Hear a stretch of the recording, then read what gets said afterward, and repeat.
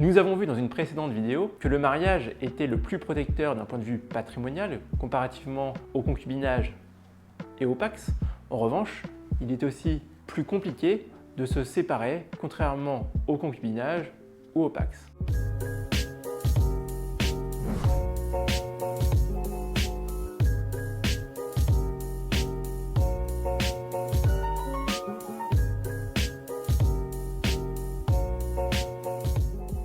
La loi prévoit aujourd'hui plusieurs types de divorce. Le divorce par consentement mutuel, qui est le plus simple à mettre en place.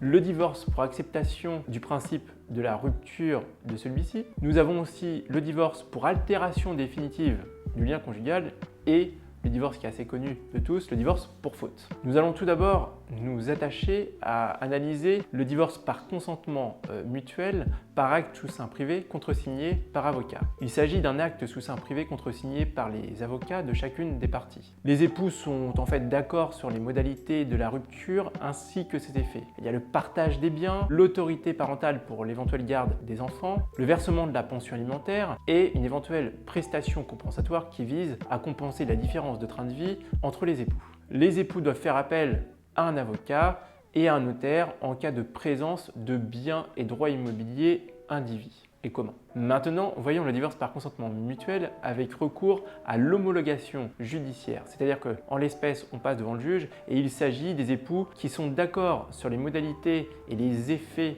de la rupture. Toutefois, il faut passer devant le juge familial qui est nécessaire, notamment si l'enfant du couple demande à être entendu par le juge. Voyons maintenant les divorces contentieux. Les époux ne sont pas d'accord sur le principe et les effets mêmes du divorce. Les époux peuvent cependant à tout moment se mettre d'accord et s'orienter vers un divorce par exemple par consentement mutuel si un accord est trouvé. Concernant ce divorce pour faute, il y fait référence aux violations graves et éventuellement renouvelées des devoirs et des obligations conjugales. Maintenant que nous avons vu les différents types de divorce, attachons-nous aux conséquences patrimoniales du divorce. Tout d'abord, lorsqu'on est marié, il y a 2 parts fiscales. Et la naissance, par exemple, du premier enfant permet d'attribuer une demi-part fiscale supplémentaire. Et en cas de divorce, l'un des conjoints peut éventuellement se retrouver avec seulement une part fiscale et le versement d'une pension alimentaire.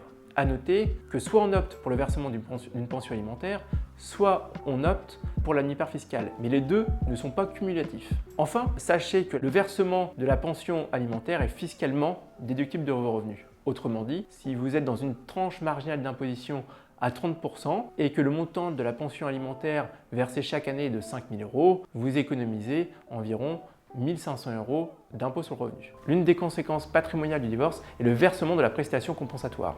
La prestation compensatoire vise à compenser la différence de train de vie entre les conjoints. Concernant la fiscalité de celle-ci, il convient de distinguer 2 points. Si le versement de la prestation a lieu en 12 mois, le débiteur de la prestation compensatoire bénéficie d'une réduction d'impôt de 25% plafonnée à 30 500 €. Si le versement de cette prestation compensatoire a lieu sur une durée supérieure de 12 mois, dans ce cas-là, il convient d'appliquer la fiscalité des pensions alimentaires et la prestation compensatoire échelonnée dans le temps bénéficier d'une déduction d'impôt au même titre que les pensions alimentaires. Concernant le créancier de la prestation compensatoire, c'est-à-dire celui qui bénéficie de la prestation compensatoire, celle-ci n'est pas imposable à l'impôt sur le revenu si le paiement a lieu dans les 12 mois. En revanche, si le versement de la prestation compensatoire est échelonné sur une durée supérieure à 12 mois, le créancier, c'est-à-dire celui qui perçoit, doit alors déclarer dans ses revenus cette prestation de la même manière qu'il pourrait déclarer une pension alimentaire.